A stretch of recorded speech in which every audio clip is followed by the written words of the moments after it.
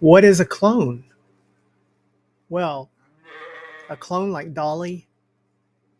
Is Dolly retro because Dolly was cloned in the late 90s? What is a clone? Well, today we're going to show you a clone of the Powkiddy X55, a clone that actually, if you know what you're doing and you can tinker and get things set up, is a better version of Powkiddy's X55. And if you're going to clone something, shouldn't you do it better? Anyways, remember to hit that like button and subscribe so you never miss an episode of our content. Anyways, let's dive into this Vortex F5 and find out, is it a better clone?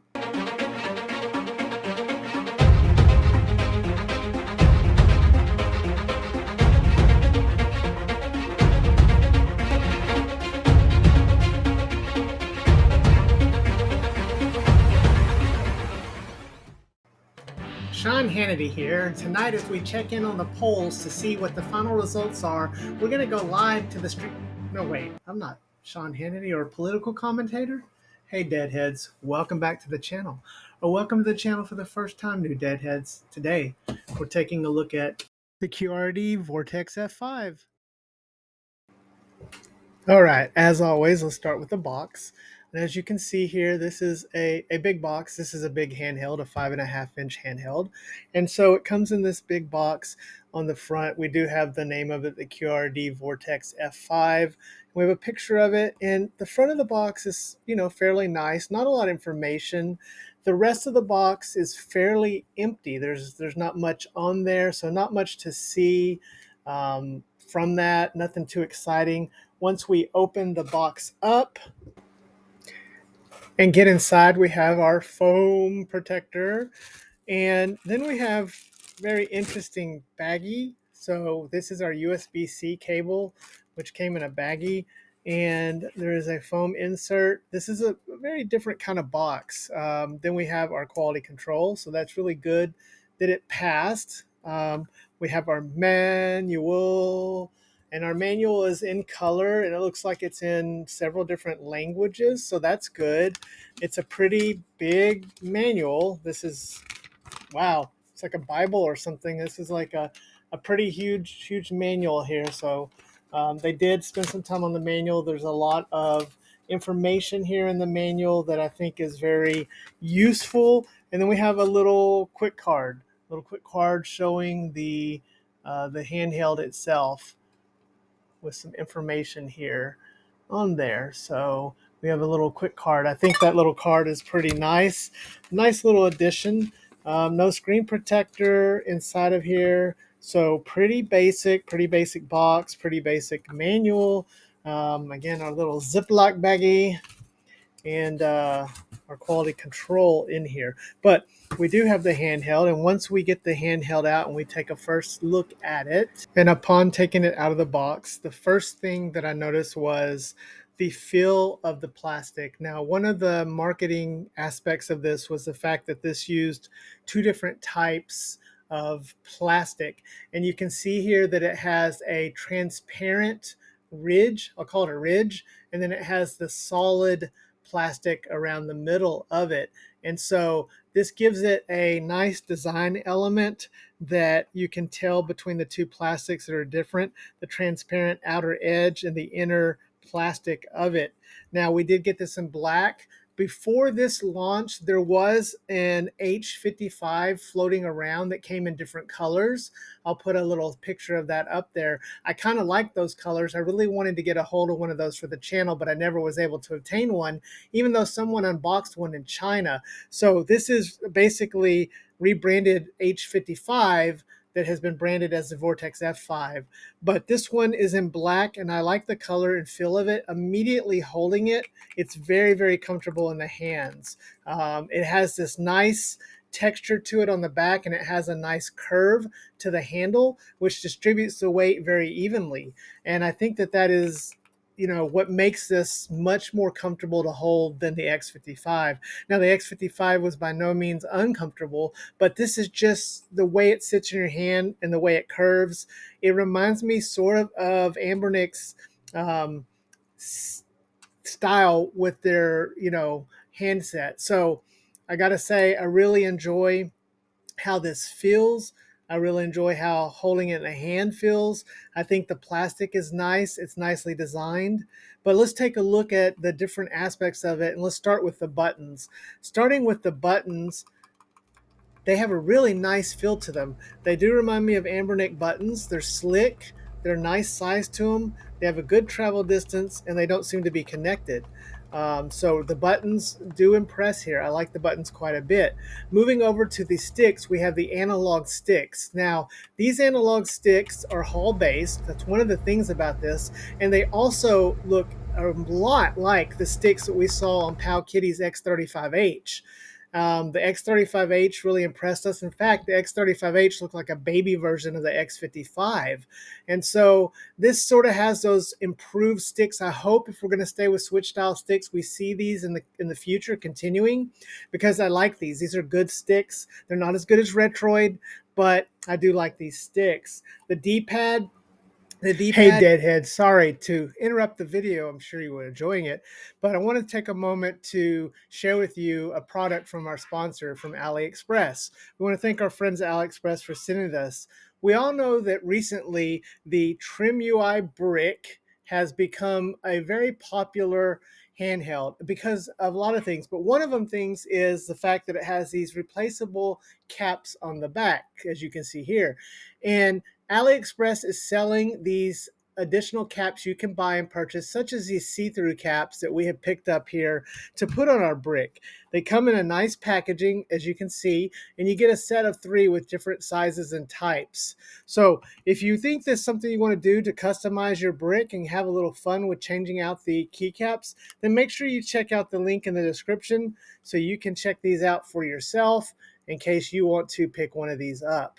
Anyways, guys, let's hop back into the video. I do like these sticks. The D-pad itself is equally impressive. It's a really nice D-pad. It has a lot of pivot to it. It has a lot of really movement to it. It's not too shallow, and it rocks pretty good. I really like it quite a bit. The shoulder buttons. Now let's talk about these shoulder buttons, because they were marketed in some marketing materials as being analog. I don't know. I think someone has opened this up, but I'm pretty sure this is not analog. The way these triggers move, they're probably digital. Now, I'll reach out to the manufacturer and see if I can confirm this, but in my testing, I couldn't get any analog in Dreamcast or N64, so I'm going to say that it's not analog-based triggers. That being said, they're not bad. I like the triggers. I like the way they feel. They're stacked. They're nice. Now, they have a very short travel distance on the L2 and R2. Which reminds me of those controllers where you can set the distance and you can have it be really tight. That's what these are like. And as you listen here, real short travel distance and clicky sounding. And then the L1 and R1. So overall, the buttons on here are pretty good. We do have on the bottom here, we have dual USB-C ports. One is a host and the other is your DC and on the go port. And we have 2 TF slots. That's very important. On the top, we do have our vent, and then we have HDMI out along with the power button and our volume rocker. So this is a nice design handheld. I like this. The hardware is nice. It looks nice. There's not a lot going on the back. It does have the word game player on the back, and that looks familiar. I've tested some real e-waste that had that on that, so I think the same factory is stepping up their game. Anyways, I like the look of this. The speakers are bottom firing. They're dual speakers. They sound pretty good. This is pretty good hardware.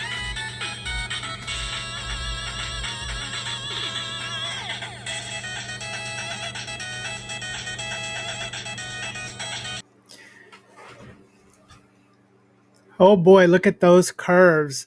I wonder, QRD, do you believe in BBLs? Ha. Anyways, so let's talk about the gameplay.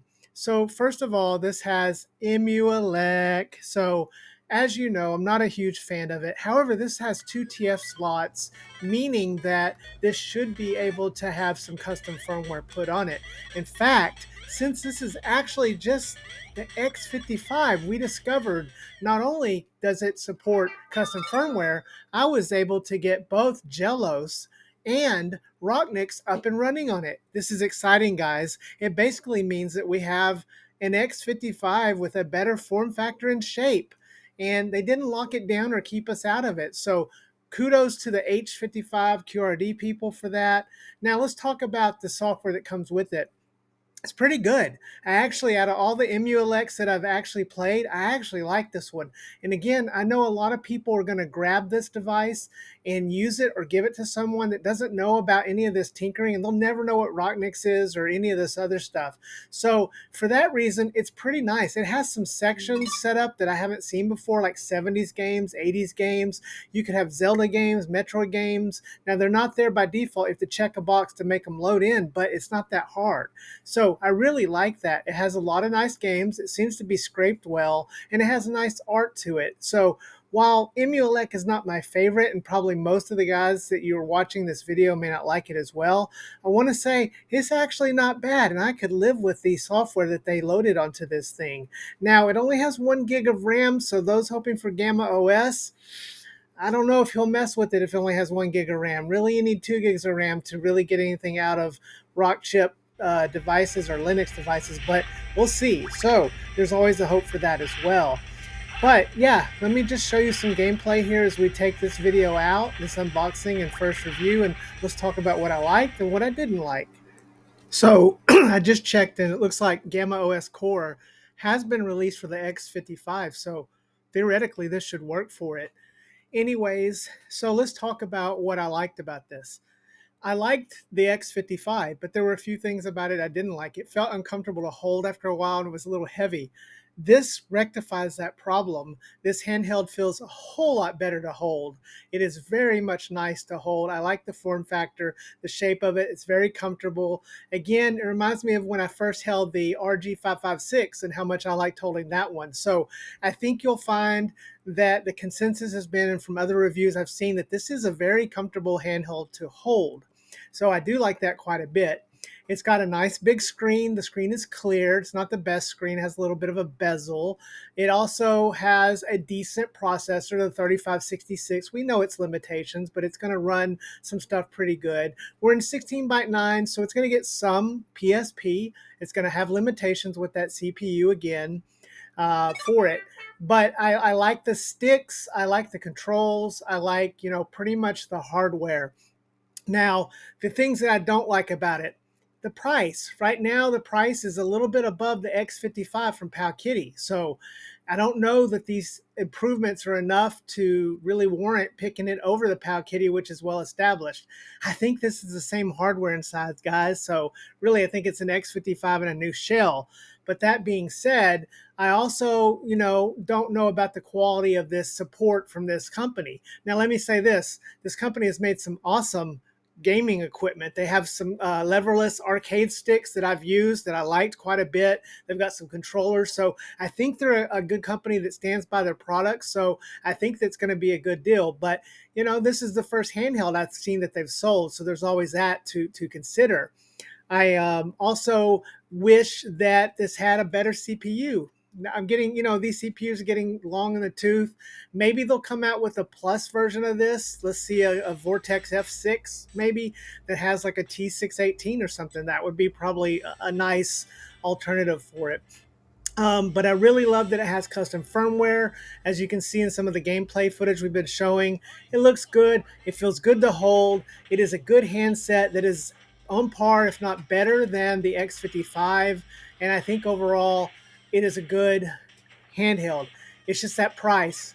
I don't know. I don't know if they're going to get below $90. Now, the X55 used to be over $100, and now you can pick it up from $70 to $80. So we'll have to see how the pricing does here. But you are getting, I think, a company that's going to stand behind their product. That's going to give you better support.